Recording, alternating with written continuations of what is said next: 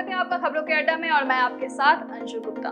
पिछले कुछ सालों में कई एयरलाइंस कंपनियों पर खतरा मंडरा रहा है। कुछ कंपनियां बंद हो चुकी हैं, कुछ बंद होने के कगार पर हैं और कुछ कंपनियां परिचालन सही तरीके से करने के लिए जद्दोजहद करती हुई दिखाई दे रही। इसी को लेकर केंद्र सरकार ने संसद में बताया कि पिछले 5 सालों के दौरान हेरिटेज एविएशन और एयर ओडिशा एविएशन के साथ 7 विमान कंपनियां बंद हुई है।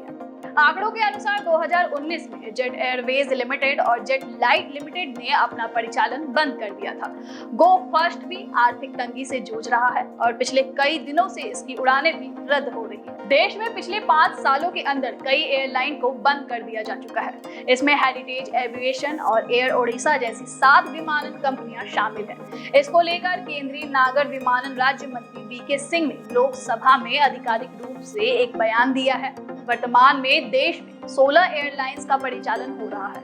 उन्होंने बताया कि 3 विमानन कंपनियां Zexus air services private limited, Deccan charters private limited और air Odisha aviation private limited 2020 में बंद हुई थी। बता दें कि आंकड़ों के अनुसार 2019 में जेट एयरवेज लिमिटेड और जेट लाइट लिमिटेड ने अपना परिचालन बंद कर दिया था। परिचालन बंद होने के बाद जेट एयरवेज ने एनसीएलटी में दिवालिया प्रक्रिया के लिए आवेदन किया था। 13 फरवरी 2022 को कंपनी को एक बार फिर से एयर ट्रैफिक सर्टिफिकेट जारी किया गया था, लेकिन कंपनी परिचालन दोबारा शुरू करने में कामयाब नहीं रही और 19 अप्रैल 2023 को एओसी एक्सपायर हो गया। एक और सवाल के जवाब में वीके सिंह ने कहा कि ब्रैंड एंड विटनी के बनाए गए PW1100G JM इंजन से लैस A320 नियो के विमान इंडिगो और गो फर्स्ट एयरलाइन से संचालित किए जाते हैं और सप्लाई चेन की दिक्कतों के चलते इनमें से कई विमान उड़ान नहीं भर पा रहे हैं। 2008 के बाद से ही अधिकांश एयरलाइंस फाइनेंशियल क्राइसिस से गुजर रही है।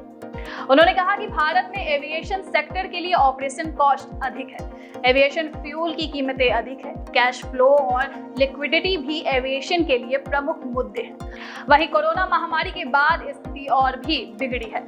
खराब वित्तीय स्थिति के कारण एयरलाइंस कंपनियां स्पेयर पार्ट्स के सप्लायर को पेमेंट नहीं कर पा रहे हैं, जिसके कारण उनकी सप्लाई चेन में भी खराबी आ रही है। इन सभी कारणों से विमान के दैनिक ऑपरेशन पर असर पड़ता है।